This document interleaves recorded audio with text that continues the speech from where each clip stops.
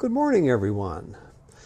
I can't believe it, but it has been a whole year since I hit the road.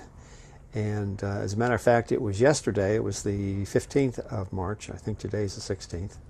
In any event, I thought now might be a good time for me to kind of look back and share with you some of the things that I've learned, some of the things that I've experienced, some insight into this lifestyle, and hopefully you'll find it interesting. I wanted to do this outside, but it has just been too windy, and I thought, you know what, I'll put a hat on and I'll spend most of the morning chasing it. So I thought, you know, and as a matter of fact, I didn't do this video yesterday when I should have, because it was so windy, and it was supposed to calm down, and it has somewhat, but it's still plenty windy out there. And one of the things I've learned in living in the desert is that even though the windows are closed,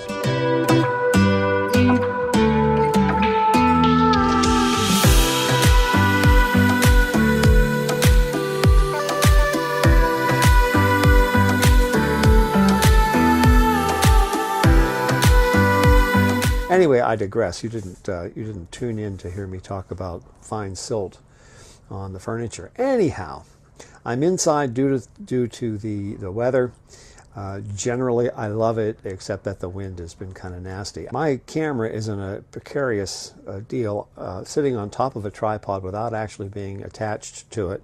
I can't find the plate. I don't know where it is. I mean, the trailer's not big, and I keep all this stuff in a particular spot, and I just can't find it.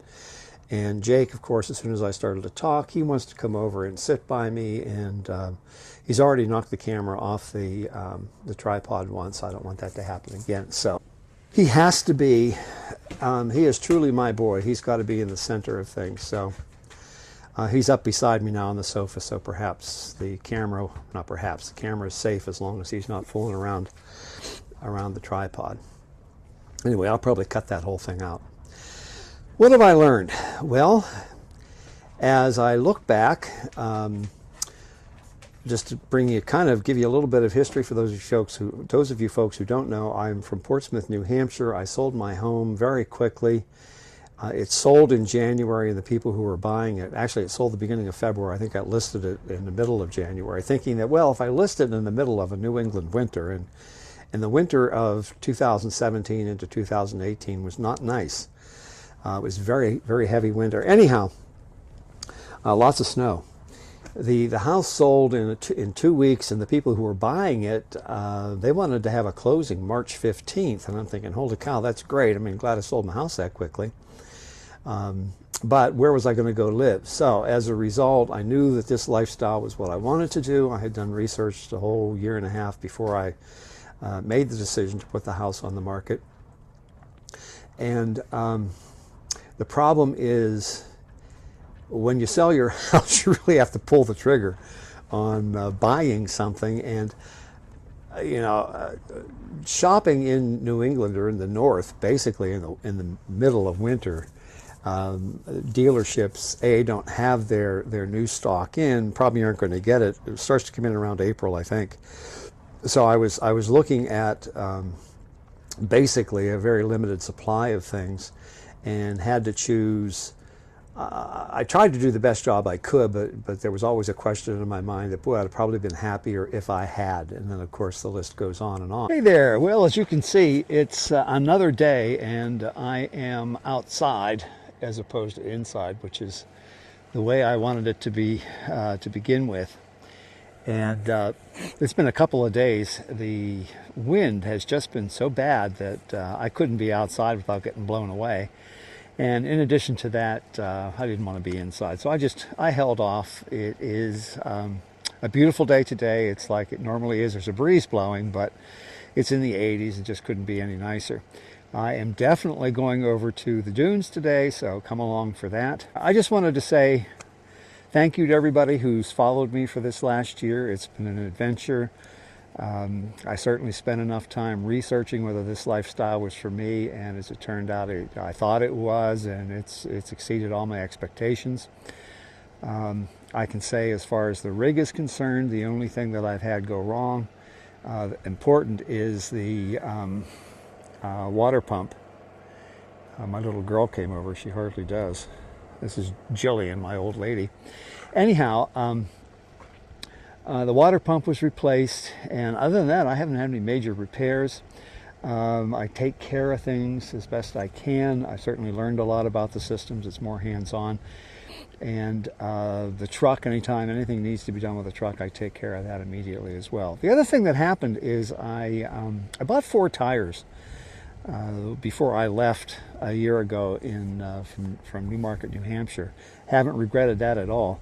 However, I think it was April, I'm just want to be as safe as I can, so I bought a tire pressure monitoring system, and part of that was to replace, not the valve stems, but to add on to the valve stems little sensors that would monitor tire pressure and temperature. As pressure goes down, friction increases, temperature goes up, and that's what really causes blowouts. So I wanted to monitor that situation. Cut to the chase, one of the valves, one of the stems, which were, your normal tire stem, which was, I guess, made out of some kind of rubber compound, was not holding pressure, and continuously my tire would go from 80 psi down to 60 psi. I didn't know whether I had picked up something, a road hazard, it's possible, or whether it was the valve stem, and I thought maybe it was the sensor that was causing it. So I did take it in 2 weeks ago and have it taken a look at, and indeed it was the valve stem itself. It had nothing to do with the sensor. So as a result, I took all 4 tires off and replaced them all with metal stems, which gives me a lot more confidence that they're more durable. So other than that, I haven't had any real expenses. For that, I'm very grateful. I've logged a lot of miles. When I left New Hampshire in, I think it was April 6th, I was winding up my business. I left New Hampshire April 6th, went to Pennsylvania, western Pennsylvania, from there to Ohio, Kentucky, Tennessee, Arkansas, Missouri, and then back up through Illinois and Indiana into Michigan, back to Ohio, and then I spent 2 months in the summer back in Pennsylvania with my son and grandchildren and my daughter-in-law. From there I went south through the Carolinas into Florida, spent a month there getting things set up with my residency. I'm now a Florida resident. And from there I went out and spent, I think it was a couple of months maybe, or at least a month in Alabama at Gulf Shores, which was a beautiful place. Then went back to Florida for a couple of months, spent Christmas, Thanksgiving, Christmas, and then New Year's. Finally started west on January 1st. Went to northern Florida and then across the Panhandle and out, and eventually made it to Arizona, which was always my goal. I always wanted to be in Arizona to see some of those sites. So I'm here now since January. I'm now in California, the California desert, which is equally beautiful. And from here, going to Joshua Tree, and then I'm going to get to do a little more of the western states as I head back. The weather will start to get hotter here in about a month or two, a month and a half maybe. And as I do that, I want to go higher in elevation. So my plan is to go into Arizona, Nevada, and then up into Utah, and then head slowly back, taking a more northerly route back to Pennsylvania for the summer. So that should take me through the summer of this year, and then I don't know what. From that point, I'll probably be heading south again into the Florida area. So I don't want to ramble and just go on about nothing. Jake and Jillian have loved this. They're off lead most of the time because there just isn't anybody around, and we're just having a real good time together. So thanks for coming along this year, and if you haven't subscribed already, I hope that you will. If you know anybody who's like-minded, share this video with them. And I'm looking forward to a lot of exciting things that will happen as I enter my second year as a full-time RVer. So thanks a lot, and come along now. Next stop is the Imperial Dunes in the California desert.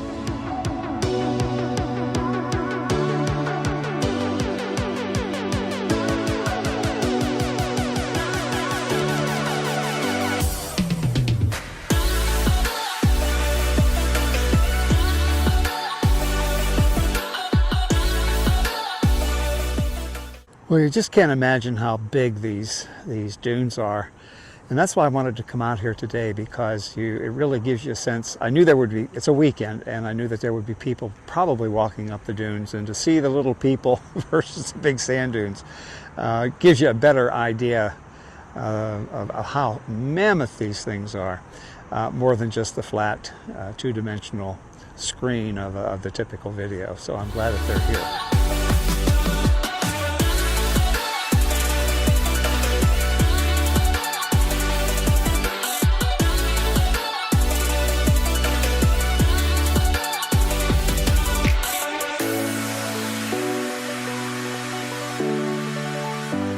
Way off in the distance you can see that dune buggy on the top of the hill, and of course there's one with a big flag that's kind of riding around the dunes. That gives you an idea.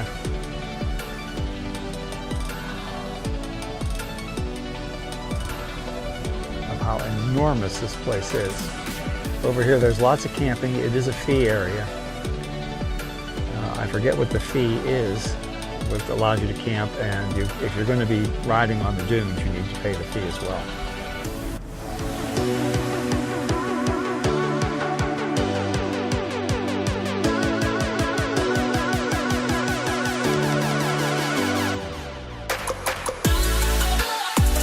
Well, this is probably enough excitement for one day.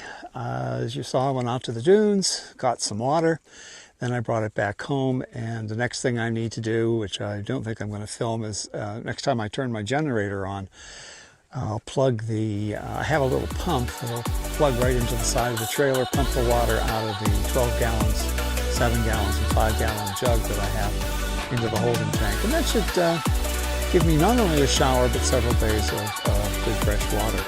And then I'll be back at it again. So thanks for coming along for the ride. Hope you enjoyed it, and I'll see you real soon.